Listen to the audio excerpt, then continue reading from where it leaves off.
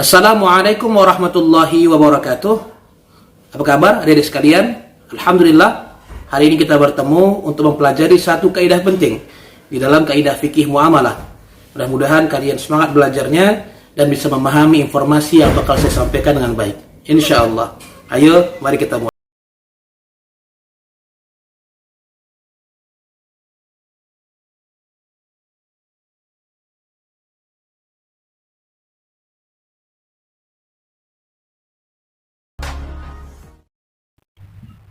Baik adik-adik sekalian, dalam pertemuan kali ini kita akan melanjutkan pembahasan tentang kaidah fikih kubra, dan kali ini kita akan masuk pada bagian yang ketiga.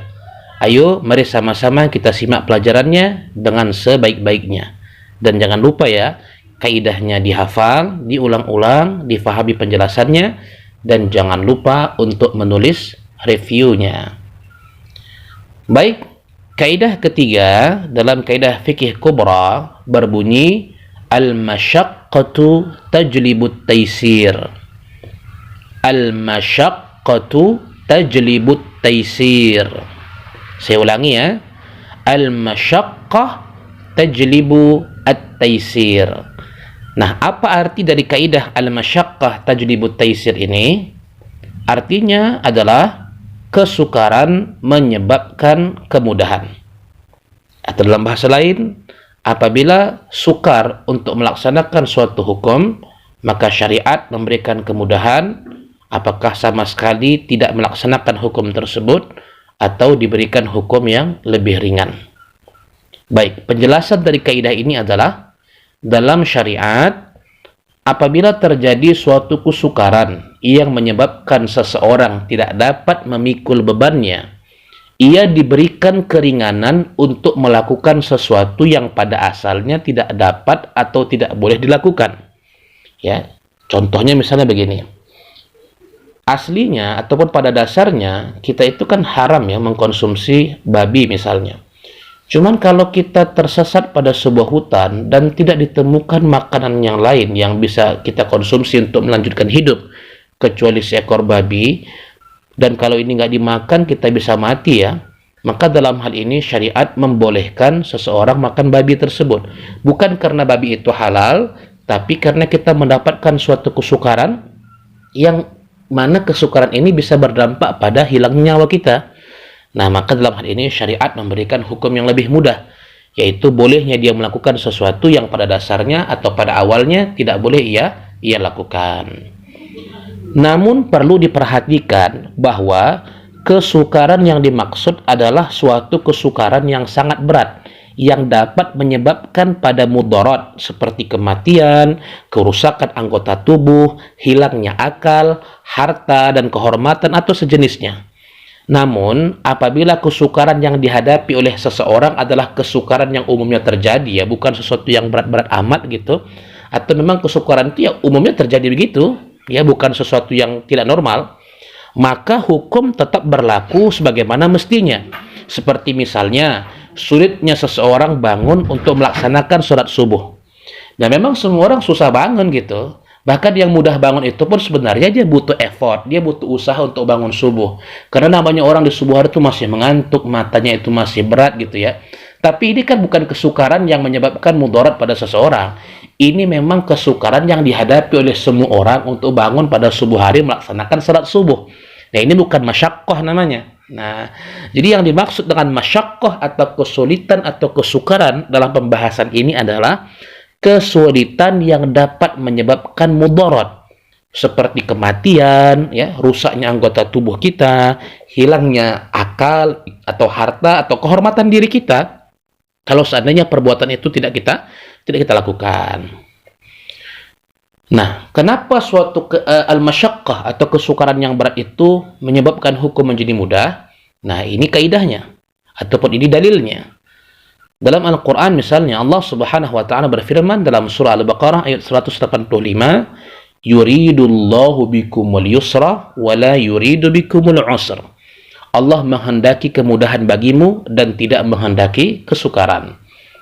Begitu juga Allah subhanahu wa ta'ala berfirman dalam surah Al-Baqarah ayat 286, la yukallifullahu nafsan illa wus'aha. Allah tidak membebani seorang kecuali menurut kesanggupannya. Jadi kalau kita sudah merasa tidak sanggup dan memang keadaan itu berbahaya untuk kondisi kehidupan kita, nyawa kita, kemudian kehormatan diri kita, harta kita, maka Allah ya tidak akan membebaninya untuk melakukan sesuatu yang dapat memberatkannya. Nah, kaidah al-masyaqqah tajlibu taisir ini dipakai dalam seluruh bab fikih ya. Tapi dalam bab muamalah kita akan lihat bagaimana kaidah ini diaplikasikan dalam menetapkan hukum. Coba dilihat yang pertama misalnya, berdasarkan kaidah al-masyaqqah tajlibu taisir, maka jual beli salam itu diizinkan dalam syariat. Apa itu jual beli salam? Jual beli salam itu adalah menjual sesuatu yang belum dimiliki oleh penjual, tetapi akad jual belinya sudah dilakukan, di mana penjual akan menetapkan bahwa barang yang akan dia berikan kepada si pembeli itu sesuai dengan apa yang telah disepakati sebelumnya. Entah itu jumlahnya, entah itu beratnya, entah itu kuantitasnya, warna dan sebagainya, itu telah disepakati di awal. Misalnya jual beli dalam masalah jasa menjahit pakaian gitu. Ya kalau adik-adik menempah pakaian kan otomatis pakaiannya kan belum ada. Tapi adik-adik sudah bayar, akad jual belinya sudah terjadi. Tapi barangnya belum ada. Namun penjual itu mengatakan nanti baju yang adik-adik pesan sesuai dengan warna yang adik-adik sudah request ya, kemudian bentuknya seperti apa, itu nanti akan diberikan minggu depan akan selesai. Nah, nanti silakan diambil. Sebenarnya pada dasarnya menjual barang yang tidak kita punya itu tidak diizinkan dalam syariat. Di mana Nabi SAW bersabda, "La tabi' ma laysa 'indak." Janganlah kalian menjual sesuatu yang tidak kalian miliki. Nah, cuman dalam beberapa kasus ya, dalam akad jual beli salam, sesuatu yang memang harus ditempah dulu, memang begitulah tradisi yang terjadi, baru bisa barang itu ada dan akad itu dilaksanakan di awal, itu nggak terhindarkan. Coba gimana adik-adik itu perlu baju tapi harus harus tunai gitu, sedangkan kita punya konsep sendiri tentang bajunya gitu, kita punya warna yang kita inginkan gitu. Gimana ceritanya kalau kita hanya bisa membeli sesuatu yang sudah ada begitu? Maka dalam hal ini jual beli barang dengan sistem tempahan ya, barangnya belum ada tapi ditempah dulu, uangnya diberikan di awal, akadnya dilaksanakan di awal, diperbolehkan, walaupun pada dasarnya tidak boleh menjual barang yang tidak kita miliki. Kenapa diperbolehkan? Berdasarkan kaidah al-masyaqqah tajlibut taisir. Sesuatu yang sulit, sesuatu yang rumit, yang mendatangkan kesulitan, nah ini menyebabkan hukum yang menjadi semakin mudah. Kemudian yang kedua, kaidah al-masyaqqah tajlibut taisir itu juga dijadikan dalil ataupun landasan oleh para ulama tentang bolehnya melakukan transaksi yang mengandung gharar dalam porsi yang kecil. Nah, adik-adik sudah belajar kan pada kaidah sebelumnya bahwa gharar itu dapat merusak akad. Cuman, kalau ghararnya hanya gharar yang kecil, ketidakjelasannya menghasilkan risiko yang sangat kecil, maka tetap diperbolehkan dalam syariat. Misalnya, kita membeli handphone. Pada umumnya kan handphone itu kita bayar dulu, transaksi jual belinya sudah terjadi, barulah handphone itu dibuka segelnya. Nah, di mana sebenarnya masih ada kemungkinan bahwa handphone yang terdapat di dalam kotak yang bersegel itu tidak sesuai spesifikasinya dengan gambar yang tertera pada luar kotak tersebut.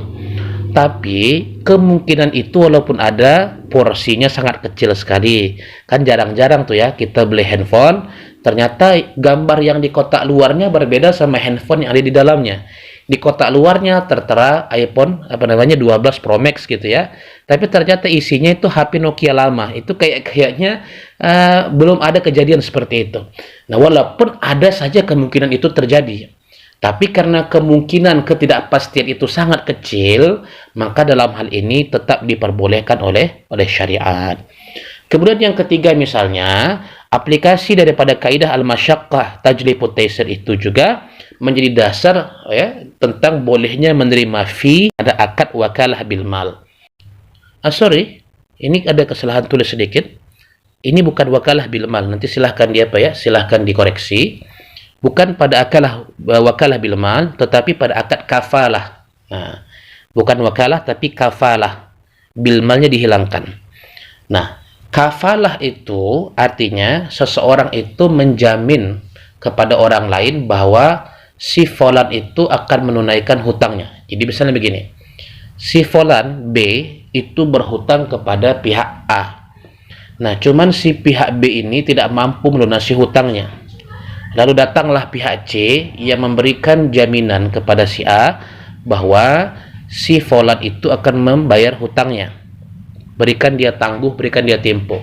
Kalau nanti dia tidak sanggup membayar hutangnya, maka pihak C inilah yang bertanggung jawab untuk melunaskan hutangnya.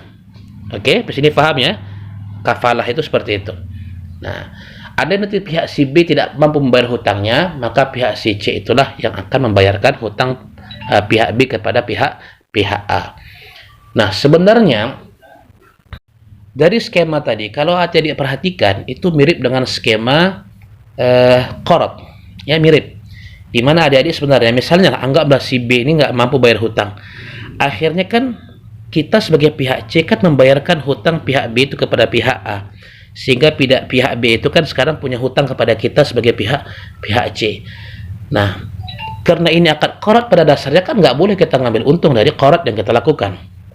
Tapi tetap saja diperbolehkan orang yang menjadi kafil atau melakukan penanggungan kepada pihak yang berhutang itu mengambil fee. Kenapa demikian?